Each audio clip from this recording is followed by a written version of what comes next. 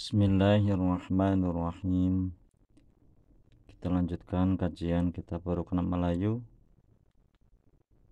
Kemarin pada halaman 20 disampaikan bahwasanya pada hari pertama kematian seseorang itu jenazah mengalami cobaan yang berat karena dia akan didatangi oleh kedua malaikat Mungkar dan Nakir untuk meringankan beban dia. Maka keluarga si mayit seyogyanya memberikan sedekah.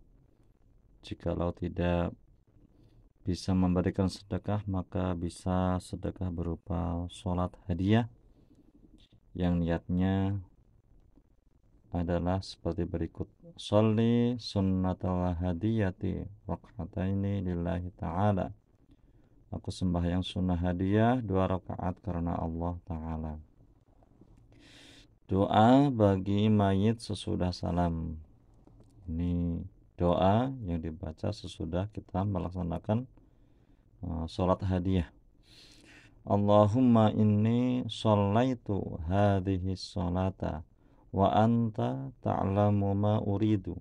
Allahumma ba'ath thawabaha ila qabri fulan ibni fulan. Fulan ibni fulan ini hanya sekedar contoh nama seseorang, nanti disesuaikan dengan sang mayit. Misalkan mayitnya bernama Ahmad, ayahnya bernama Ali, maka diganti menjadi ila qabri Ahmad ibni Ali, dan seterusnya. Syarat taklid. Adapun syarat taklid itu 5 perkara. Pertama, niat seperti diniatkan sahaja aku taklid mengikuti mazhab Imam Syafi'i, mengharuskan pada pihak mengeluarkan hukum zakat fitrah, menjulung kepada seorang segantung, masuklah aku pada mazhab itu. Kedua, hendaklah kita lebihkan pada hukum zakat itu daripada yang lainnya atau bersamaan. Ketiga, tiada dijadi membatalkan hukum zakat. Keempat, tiada sebab mengambil murah karena darurat. Kelima, tiada menyambungi oleh antara dua qaul.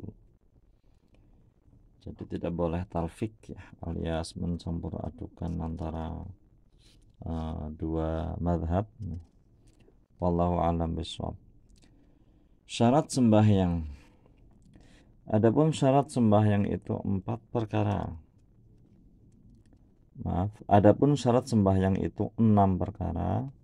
Pertama, mengetahui akan masuk waktu sembahyang dengan yakin atau dengan dhon, maka tiada sahlah sembahyang seorang dengan ketiadaan salah suatu daripada keduanya, jikalau gugur sembahyang di dalam waktu sekalipun.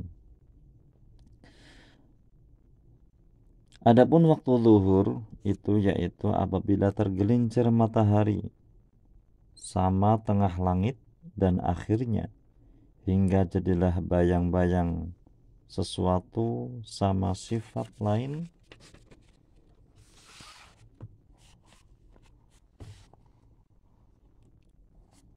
daripada bayang-bayang rembang.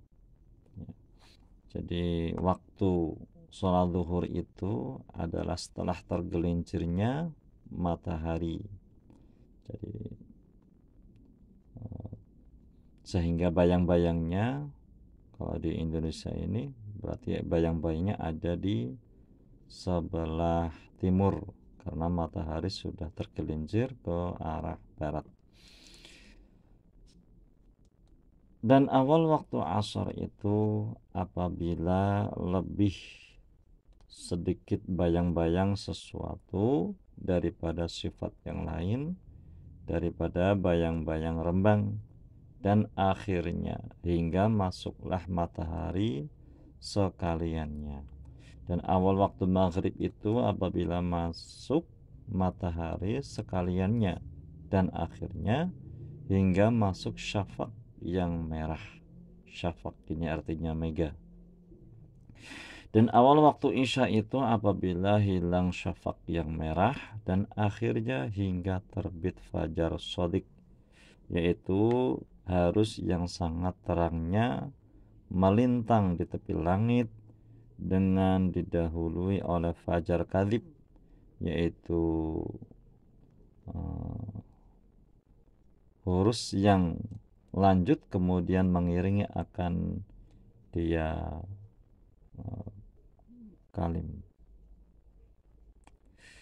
Jadi fajar ada dua, ada fajar shodiq, ada fajar kadhib ya.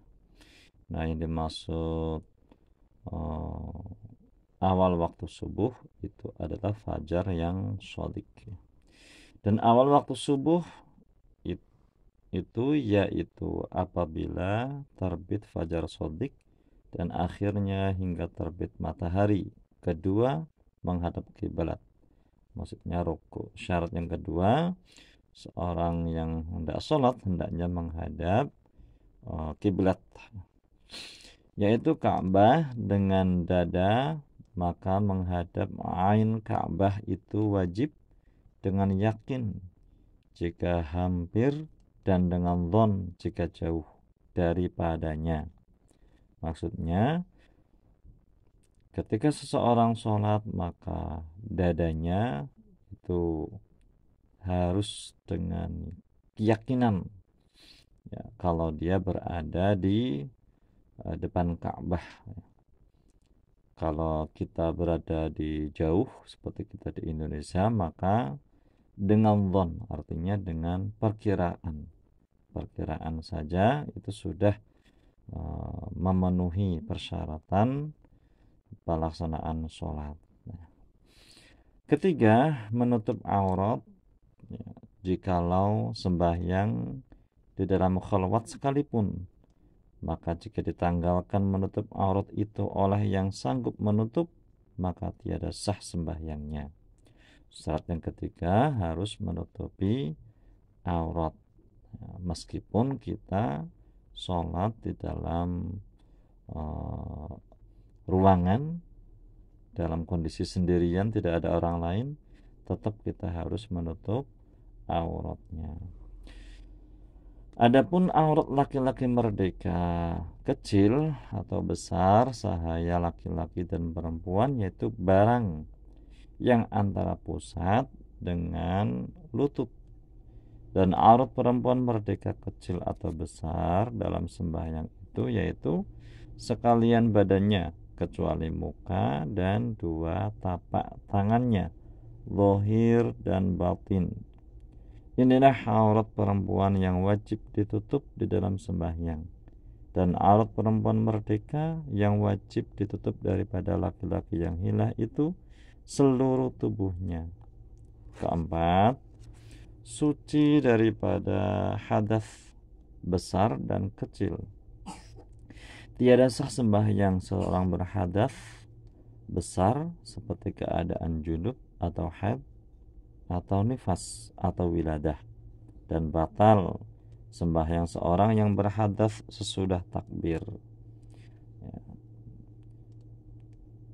Maksudnya seseorang yang hendak sholat, maka saya ulangi, syarat yang keempat yaitu tidak boleh dalam kondisi berhadas, baik itu hadas besar maupun hadas kecil. Kelima, suci daripada najis yang tiada dapat dimaafkan badan, pada kain dan pada tempatnya sembahyang dengan najis yang demikian itu pada salah suatu daripada tiga tempat. Maksudnya ketika kita sholat hendaknya pakaian kita dalam kondisi suci, begitu pula tempatnya. Tempat itu yang harus suci itu yang dimaksud adalah tiga tempat, yaitu tempat menempelkannya kening kita pada saat kita sujud. Yang kedua, tempat menempelkannya telapak tangan kita pada saat kita sujud. Dan yang ketiga, tempat kaki kita duduk. Keenam, mengetahui akan segala fardunya dan sunatnya, maka tiada sah sembahyang orang yang tiada tahu rukun sembahyang dan sunatnya. Harus bisa membedakan mana gerakan yang sunnah, mana gerakan yang wajib, mana bacaan yang sunnah dan mana bacaan yang wajib. Bismillahirrahmanirrahim. Ketahui olehmu hai talib. Talib ini artinya pelajar atau murid atau santri, bahwasanya tiada sah segala amal itu melainkan dengan niat, seperti sabda Nabi Shallallahu Alaihi Wasallam, innamal a'malu binniyati. Artinya hanya saja sah segala amal itu dengan niat. Tegasnya, tiada sah segala amal melainkan dengan niat. Demikian pula tiada sah amal sembahyang itu melainkan dengan niat jua, karena niat itu suatu rukun sembahyang. Adapun hakikat niat itu yaitu qasdu syai'i muqtarinan bi fi'lih. Artinya hakikat niat itu menuju suatu halnya berbarengan dengan perbuatannya. Maka apabila terkemudian atau terdahulu perbuatannya daripada yang dituju, maka tiada sah niatnya. Dan lagi adalah tempat niat itu dalam hati, dan masa berniat itu pada permulaan ibadah, terkecuali pada puasa fardu, maka tiada memadai menyertakan pada permulaan, karena wajib menjatuhkan niat puasa fardu pada malam harinya, yaitu antara masuk matahari daripada fajar shadiq. Maka diketahui yang demikian itu bahwa wajib menyertakan niat sembahyang itu dengan permulaan sembahyang, yaitu takbiratul ihram. Maka jika sembahyang itu fardu, maka wajib di dalam takbiratul ihram itu 3 perkara. Tetapi jika sembahyang itu fardu Jumat, maka wajib pula di dalam takbiratul ihram itu syarat yang 3 perkara itu diniatkan mengikuti imam jika ia jadi imam, mengikuti imam jika ia jadi makmum, atau diniatkan jadi imam jika ia jadi imam. Karena jika tiada berniat mengikuti imam di dalam takbir sembahyang Jumat, atau tiada niat ia akan jadi imam, niscaya tiada sah Jumatnya. Dan jika sembahyang itu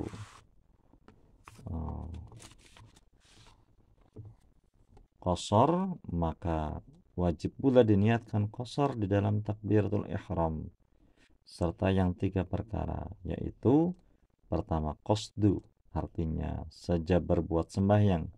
Kedua ta'arrub, artinya menyatakan fardu.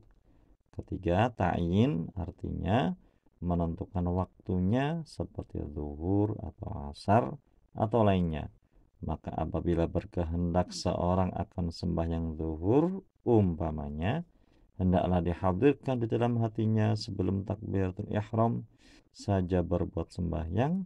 Setelah hadir yang demikian itu dengan menyebut Allahu Akbar, dan jangan lupa daripada mengingatkan yang demikian itu permulaan daripada alif Allah hingga ra akbar. Inilah yang dinamakan muqaranah akmaliyah, yang dipegang oleh Syekh Ibnu Hajar dan Syekh Ramli dan Imam Nawawi dan Syekhul Islam dan lainnya di dalam Tuhfah. Ini nama kitab Tuhfah, dan Nihayah dan Minhaj. Ini kitab Minhaj karangan Imam Nawawi, dan Fathul Wahhab, ya, dan Mufti dan lainnya. Adapun jika lupa ia daripada mengikuti yang tersebut itu, seperti katanya dengan lidahnya Allahu Akbar, dan tiada ingat hatinya akan yang tersebut itu, maka tiada sah takbir dan sembahyangnya, karena tiada berniat dalam permulaan takbiratul ihram. Dan demikian lagi jika disebut dengan lidahnya Allahu Akbar dan ingat hatinya Allahu Akbar jua, atau dihadirkan dalam hatinya Allah Maha Besar, itu pun tiada sah sembahyangnya, karena tiada niat di dalam takbir. Inilah niat takbir sembahyang fardu.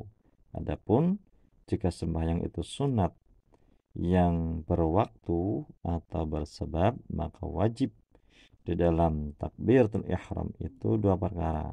Pertama, qasdu, artinya sejak berbuat sembahyang. Kedua, ta'yin, artinya menentukan waktunya atau sebabnya.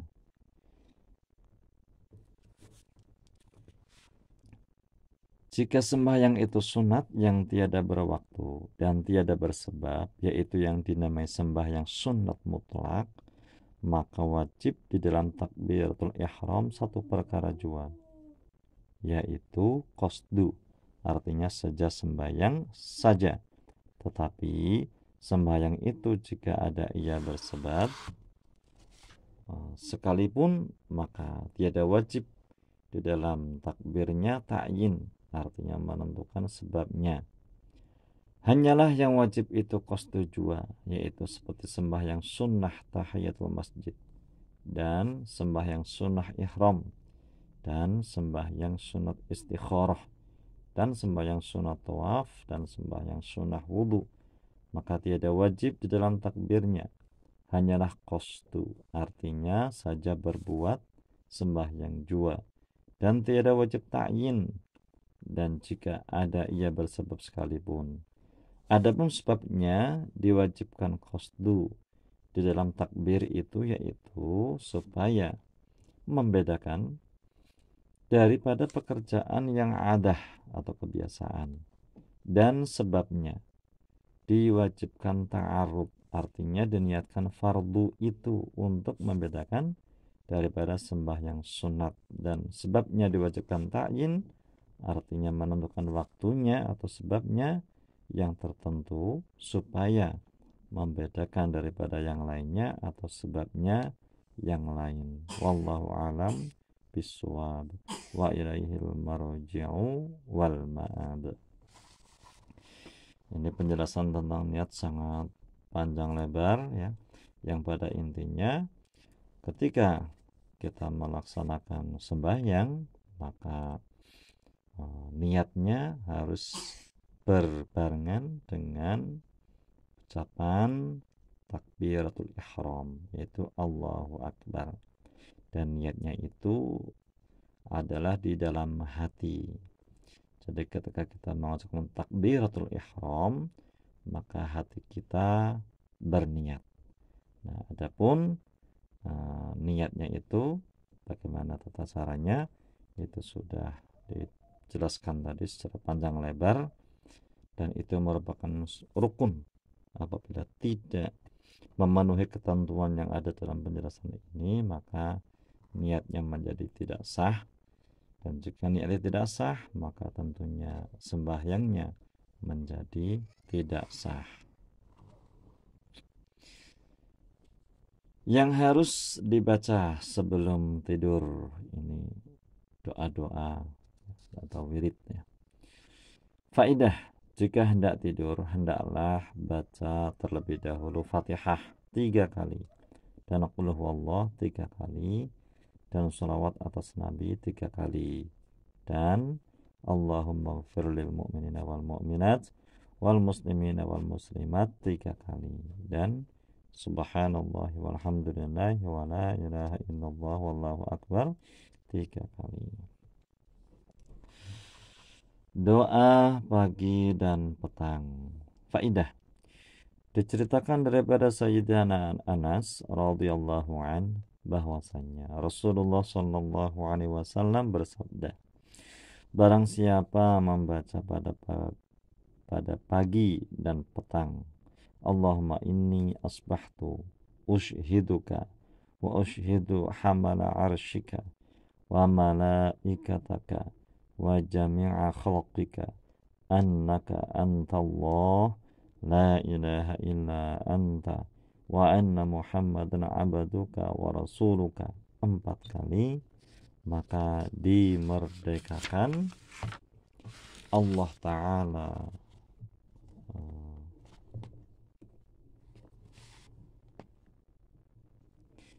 Allah Ta'ala akan dia daripada dari api neraka. Dan barang siapa membaca pada subuh hari sebelum sembahyang subuh, astaghfirullahalladzi la ilaha illa huwal hayyul qayyum wa atubu ilaihi 3 kali, maka diampuni oleh Allah Ta'ala akan segala dosanya. Tentunya dosa-dosa yang telah kita lakukan sebelumnya. Bismillahirrahmanirrahim. Rukun 13. Ini rukun-rukun di dalam sholat ya. Yang pertama niat, yang kedua berdiri betul jika mampu, yang ketiga takbiratul ihram, yang keempat Fatihah, yang kelima ruku, keenam i'tidal, ketujuh sujud, 8 duduk antara 2 sujud, 9 duduk sehabis duduk antara 2 sujud akhir, 10 tahiyat akhir, 11 sholawat, 12 salam, dan yang ke-13 adalah tartib atau berurutan. Sekian, kalau ada kesalahan mohon dimaafkan dan silakan untuk memperbaiki ya, atau memberitahu kami jikalau dalam penjelasan ini ada kesalahan. Kami sangat terbuka akan koreksinya. Wallahul muwaffiq ila aqwamit thoriq. Assalamualaikum warahmatullahi wabarakatuh.